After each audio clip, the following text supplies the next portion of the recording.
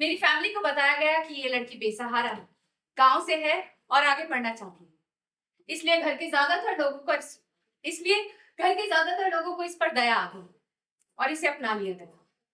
पूरी बात पता चली तो नेचुरली इसे घर छोड़कर जाने के लिए कहा गया और उसी वक्त मिस्टर अनिरुद्ध बोस ने इसे ऋषि और हमारे घर को छोड़कर जाने के लिए रुपए ऑफर किए।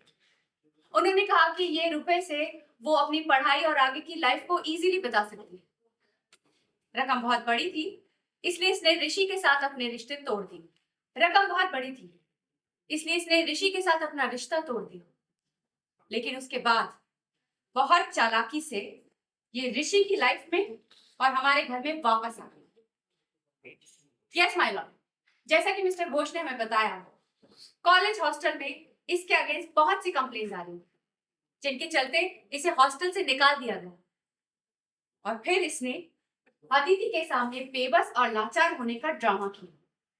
और अदिति, जिसको इससे कभी कोई प्रॉब्लम थी ही नहीं, वो इंसानियत के नाते इसे वापस हमारे घर ले आई। इनफैक्ट उसने इसे अपनी छोटी बहन का दर्जा दिया, उसने इसकी सारी जिम्मेदारी ली। उसने कहा कि वो इसकी पढ़ाई में और आगे आने वाली लाइफ में उसके करियर बनाने में उसका सपोर्ट करेगी। लेकिन ये झनक एक बहुत ही चालाक, लालची और गद्दार किस्म की लड़की है।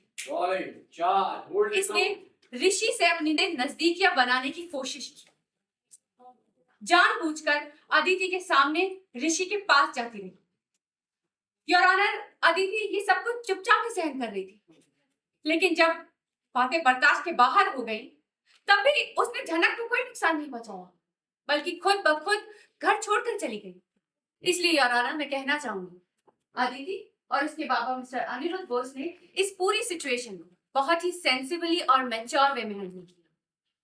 इसलिए मैं मान ही नहीं सकती कि मिस्टर अनिरुद्ध बोस इस लड़की झनक को मरवाने की कोशिश करेंगे।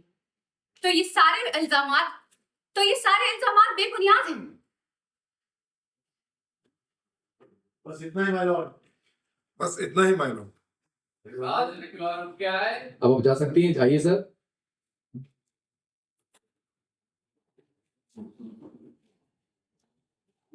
अब आप मिल सकते हैं। Thank you. क्या करूं? हम लोग की परिवार